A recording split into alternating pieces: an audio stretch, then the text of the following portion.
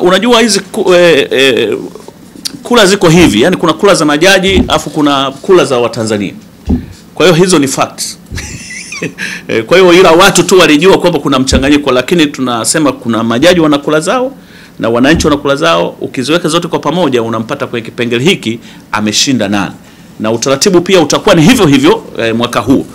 Kwamba tena kutakuwa na kura za majaji, lakini pia kutakuwa na kura zile za Watanzania ambao watakuwa wanazipiga. Kwa utaratibu mzima pia wa kupiga hizo kura, muda ukifika tena tutakuwa na press kwa ajili ya kuongezea kuwaeleza watu namna ya kufanya. Kwa hiyo hakukuwa na utata, ila tunavyojua kwamba sanaa, unavyojua kwamba sanaa ya kwako wewe inaweza kuwa sanaa ya mwingine, na sanaa na zenye tunasema iko biased, iko subjective.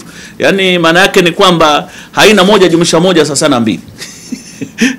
Wewe kwako inaweza kuwa kizuri hiki, kwa mwenzio unasema bwana, au wewe unaona bwana huyu bwana ndo mwenyewe huyu.